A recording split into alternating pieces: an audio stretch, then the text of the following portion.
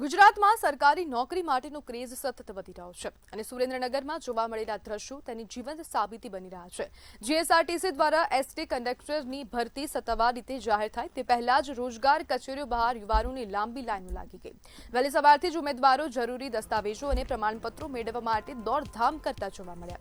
આ માત્ર એક ભરતી નહીં પરંતુ આજના યુવાનોની માનસિકતા અને રોજગારીની સ્થિતિનું પ્રતિબિંબ છે। ખાનગી ક્ષેત્રમાં ઓછી નોકરીની સુરક્ષા, અનિશ્ચિત આવક અને વધતી સ્પર્ધા વચ્ચે યુવાનો હવે સ્થિરતા અને સુરક્ષા માટે સરકારી નોકરીને પ્રથમ પસંદગી બનાવી રહ્યા છે। બીજી તરફ એક નાની ભરતી માટે હજારો યુવાનો ઉમટી પડતા પ્રશ્ન પણ ઊભા થાય છે કે શું રાજ્યમાં ખાનગી ક્ષેત્રમાં પૂરતી રોજગારી ઊભી કરવામાં નિષ્ફળ રહ્યા છે?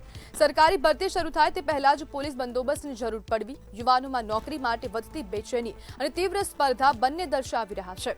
અને જે પ્રમાણેની સ્થિતિ ત્યાં સર્જાય, સુરેન્દ્રનગરથી અનેક સમાચારો સામે આવ્યા, અનેક વિઝ્યુઅલ સામે આવ્યા અને તે વિઝ્યુઅલમાં જોઈ શકાય કે લોકો ધક્કા મારતા આ રોજગાર કચેરીની અંદર જોવા મળી રહ્યા છે। જે પ્રમાણપત્રો લેવાના હોય, જે દસ્તાવેજો લેવાના હોય તેના માટે લોકો દોડધામ કરી રહ્યા છે। ભરતી પહેલા જ ઉમેદવારોમાં ખૂબ દોડધામ મચી ગઈ હતી, વ્યસ્ત બન્યા છે। હજુ તો ભરતી પ્રક્રિયાની તારીખ પણ જાહેર કરવામાં આવી નથી, છતાં પણ હવે જે રોજગાર કચેરીની બહાર જે વહેલી સવારથી જ ભીડ ઉમટી તે અનેક પ્રશ્નો ઊભા કરે છે।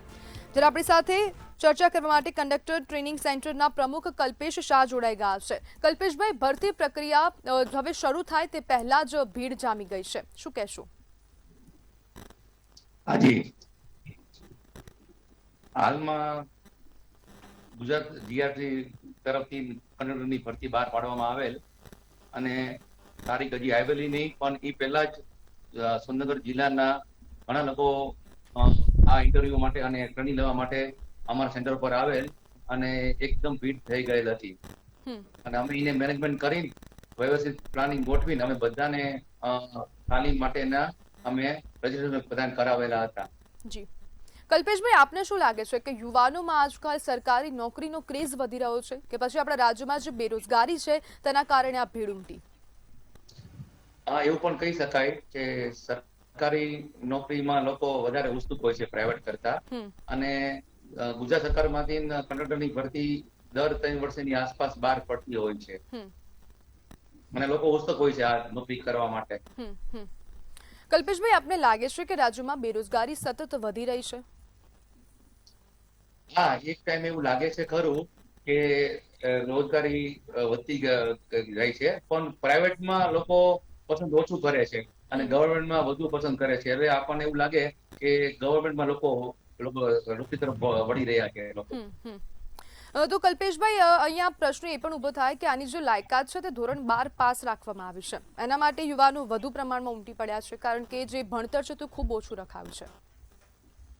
હા, સાચી વાત છે। લાસ્ટ ભરતી 2023માં હતી ત્યારે સરકાર તરફથી 2000 બીકોમ પાસ કે મેટ્રિક ઉપર રિઝલ્ટ મળતું હતું, પણ આ વર્ષે સરકારે 12 પાસ ધોરણ કરીને અને લોકો અહીંયા ભરતીમાં ભરી શકે ફોર્મ, એ રીતે કરતા થોડોક વધારે પડતો ઉત્સાહ અને ભીડ જોવા મળેલી હતી।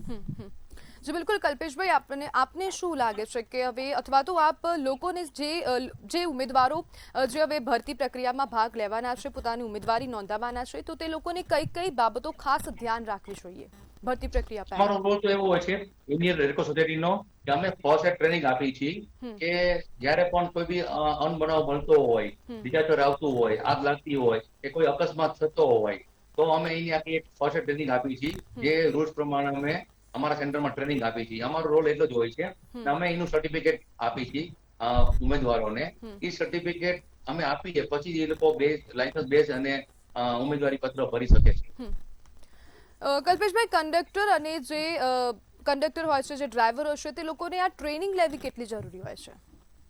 સોરી, આ જે કંડક્ટર જે લોકો ભરતી પ્રક્રિયામાં ભાગ લેવાના છે, ઉમેદવારી કરવાના છે, તો તે લોકો માટે સૌથી પહેલા જે ટ્રેનિંગ લેવી કેટલી મહત્વની હોય છે, કેટલી જરૂરી હોય છે?